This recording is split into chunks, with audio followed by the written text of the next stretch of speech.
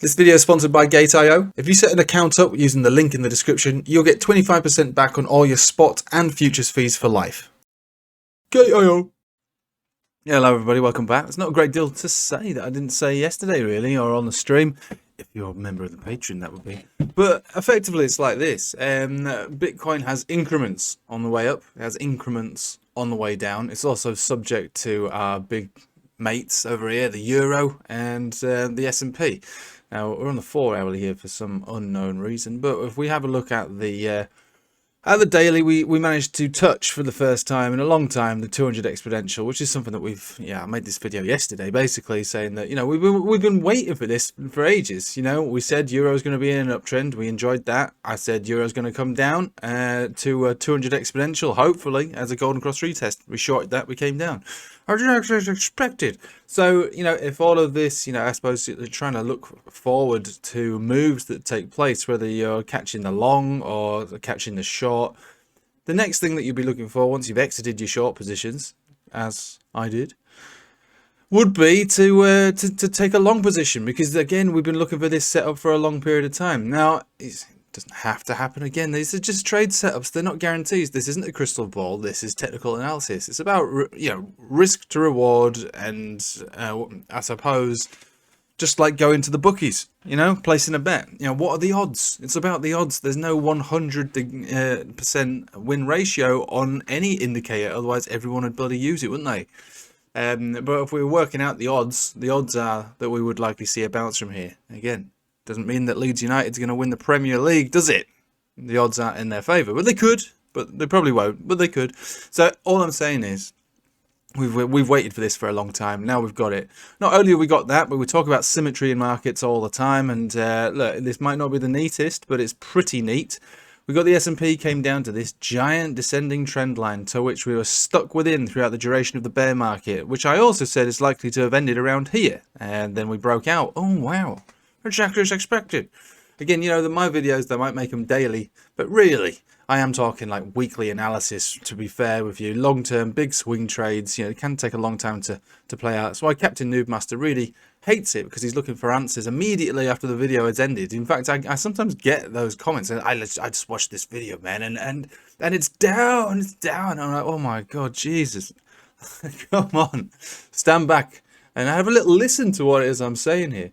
But yeah, I mean, we're bouncing not just on that trend line, but also the 200 simple moving average, which again, is a major support. So the S&P's are, on a major support. The Euro is on a major support. So what does this leave Bitcoin? Well, Bitcoin is below its last major support, which means that if we're going to come down to find a new support on Bitcoin, it's going to likely be 22,000-ish area. Guess where that would be? A full bore, excellent golden cross retest, bringing us to, at the moment, around 21,800 for the 200 exponential, about 22,160 to the 50 exponential. Is there anything on this chart which is in any way pleasant to look at right now? Not really. Not unless you're waiting for these supports, to be fair.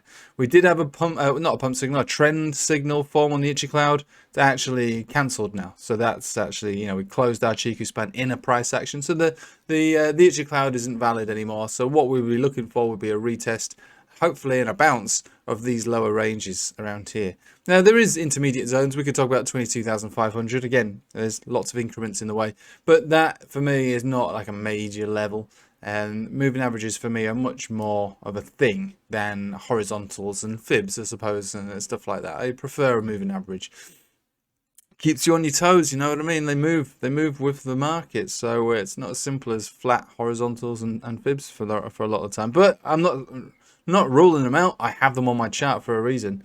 So, all I'm saying is, at the moment, because traditional markets are not open, this is the weekend, we closed, technically we closed red, we have to accept that we did close red, S&P down 1%, Euro down 0.5%, so we did close red, despite bouncing on what I would consider to be major moving averages and significant areas of interest for a bounce.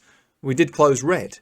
And so that might give a shroud of redness over the crypto market throughout this throughout this weekend. And that again is still okay because, you know, as far as I'm concerned, we want symmetry in all markets. We would like to see all markets bounce from significant areas, which means that a golden cross retest would be the perfect place to really go hard and heavy.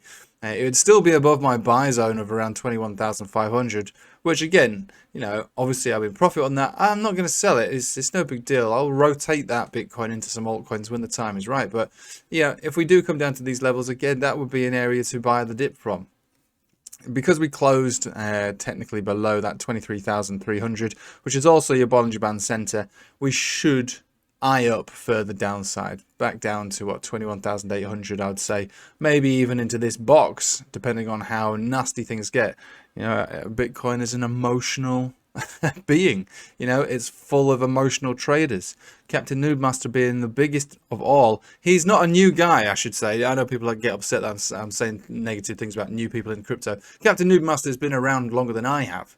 He's just fails to recognize that trading with emotions is not the way to do it. Trade probabilities, you know, trade statistics, trade risk to reward, don't trade emotions. Captain Noobmaster is an emotional trader, and that's why we see such dramatic ups and downs in these markets, because Captain Noobmaster, well, he can't help himself, can he? So as we start to fall down to this level, which I would say is a major area of support, Noobmaster himself may bring it down further, and that might mean into the 20,000s, to be honest with you, the mid to maybe even low 20,000 wicks.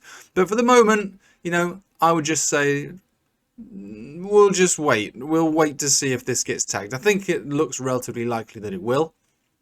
I'm not really saying that it's going to, but I think it's relatively likely that it will now, given last night's closure, the cancellation of the trend signal, and being below the Bollinger Band. The odds are in the favour of further downside, but the odds are also in the favour of a bounce from around here. But I don't really want to trade this weekend, to be fair. Not in the absence of traditional markets. It's always been a little bit like this with crypto, but it's definitely more so now. Everything is so tied together and correlated, and I do want to trade the whole lot together. One without the other, that's like just having a fried breakfast without the tomato sauce, or in this case just having tomato sauce without the fried breakfast. So I'm just going to leave it with you there.